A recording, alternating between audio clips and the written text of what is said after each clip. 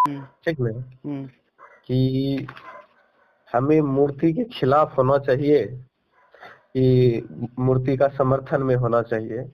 जब आप ये अभी तक नहीं फैसला कर पाए हैं, ठीक ना, इतना दिनों में आपने बाइबल स्टडी कर लिया, आपने और जो है कि ऑल ओवर कंट्री का जो है कि आपने कुछ भी जानकारी रखा, हासिल किया है, तो जो भी है धर्मशास्त्र का आपने अध्ययन किया हो, वो अलग बातें हैं, लेकिन आप इस बात को अगर जो है कि ठीक ठीक ठीक, लेकिन जो लोग उसको समस्या बताकर उनसे नफरत करते हैं, घृणा करते हैं और कहते हैं कि भैया हम तो बड़े प्रेम करने वाले हैं, हमारा परमेश्वर यहोवा तो बड़ा प्रेम करना सिखाता है, वो किस प्रकार का प्रेम है कि मूर्ति पूजकों के लिए ये कहा जाता है कि मूर्ति पूजक तो चोर हैं, डकैत हैं, गाली देने वाले हैं। सुनिए सुनिए सुनिए,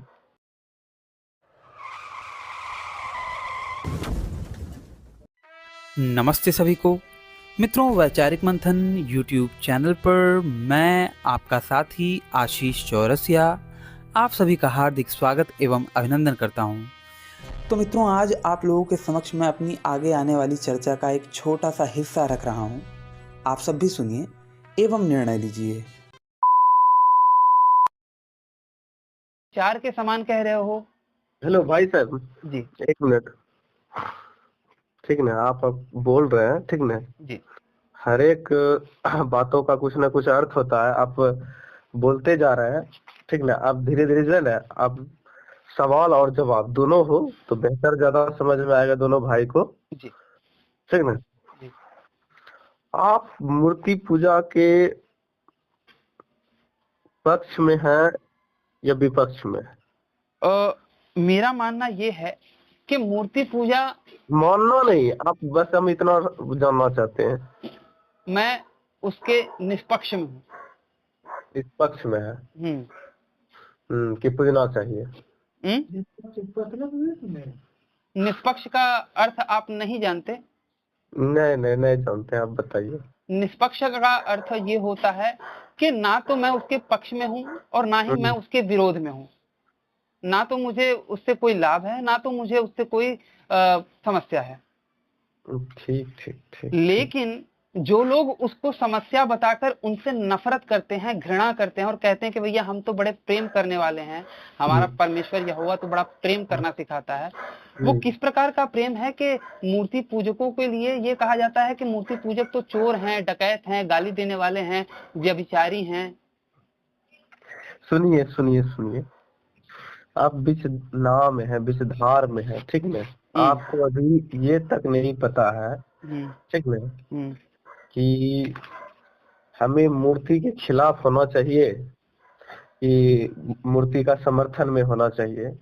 जब आप ये अभी तक नहीं फैसला कर पाए हैं, ठीक ना, इतना दिनों में आपने बाइबल स्टडी कर लिया, आपने और जो है कि ऑल ओवर कंट्री का जो है कि आपने कुछ भी जानकारी रखा, हासिल किया है, तो जो भी है धर्मशास्त्र का आपने अध्ययन किया हो, वो अलग बातें हैं, लेकिन आप इस बात को अगर जो है कि आप निष्पक्ष रूप से नहीं आप ले रहे हैं, आप बीच धार में हैं, आप बोलते हैं कि हम उसका समर्थन भी करते हैं और नहीं भी करते नहीं, हैं। मैंने ऐसा नहीं कहा कि मैं उसका समर्थन करता हूँ। मैंने ये कहा कि मैं ना तो उसका समर्थन करता हूँ और ना ही मैं उसका विरोध करता हूँ, क्योंकि मुझे उससे कोई समस्या नहीं है।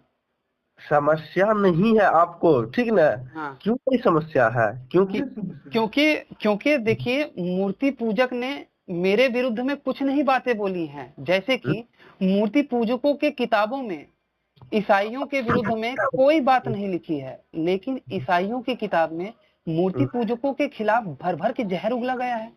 तो किस किताब में भैया नहीं लिखा हुआ है क्या? मूर्ति पूजक के विषय में? मूर्ति पूजकों के विरोध में, मूर्ति आप पूजकों के सुनिए, आप पॉइंट पे आइए, ठीक ना? आप किसको फॉलो कर रहे हैं अभी फिलहाल में? मैं किसी को फॉलो, मतलब कि आप क्या चाहते हैं कि मैं? हाँ जी, आप बोलिए। फॉलो किसको कर रहे हैं? मैं लोकायत को फॉलो कर रहा हूँ।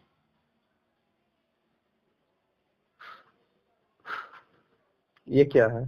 लोकायत के बारे में जब तब स्टडी कीजिएगा, फिर उसके बाद बात कर लीजिएगा मुझसे। मैं लोकायत को फॉलो कर रहा हूँ। नहीं, थोड़ा थोड़ा सा हमको बताइए, हम भी जानना चाहते हैं। ये एक विचारधारा है लोकायत, जिसे मैं फॉलो करता हूँ, जो सत्य को मानने के लिए अग्रसर है, जो कहीं पे भी हो, चाहे वो बाइबल में हो, चाहे क्रिश्चियनिटी में हो, या फिर इस्लाम में हो, या फिर बौद्धिज्म में हो, या फिर चाहे जहाँ हो। हिंदू में नहीं? हिंदू में भी हो, चाहे जहाँ हो। अच्छा, इसका मतलब आप विज्ञानी के मतलब रूप से है ना?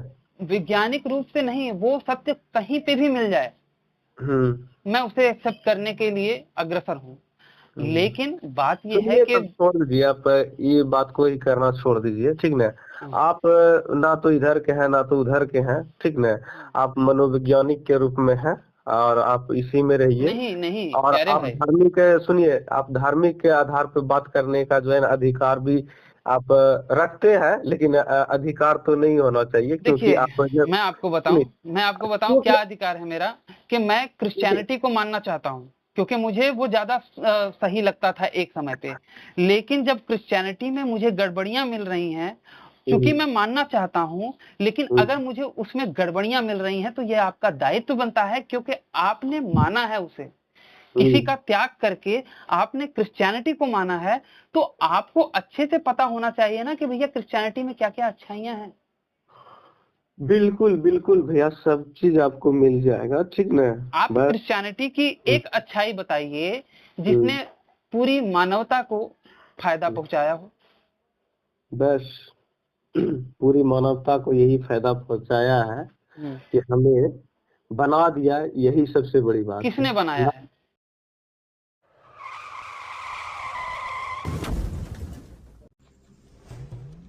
तो बस मित्रों, आज का हमारा ये वीडियो यहीं पे समाप्त होता है। और अगर आप सामर्थ्यवान नहीं हैं तो कोई बात नहीं, कम से कम अपने इस चैनल को सब्सक्राइब करें और इस वीडियो को अपनी मित्र मंडली में ज़्यादा से ज़्यादा शेयर करें। हो सकता है आपके एक शेयर से हमारा कोई भाई या बहन इनकी सच्चाई से अवगत हो जाए और अधर्म में जाने से बच जाए। अपने जीवन काल में प्रतिवर्ष एक पेड़ अवश्य लगाएं, क्योंकि बाकियों के लिए तो जन्नत और जहन्नुम है, लेकिन आपको पुनः इसी धरती पे आना है। तो इस धरती माँ की रक्षा के लिए एक पेड़ प्रतिवर्ष अवश्य लगाएं। इस वीडियो को अंत तक देखने के लिए आप सबका बहुत बहुत धन्यवाद। नमस्ते जी, जय श्री राम, हर हर महादेव, जय माँ भारती।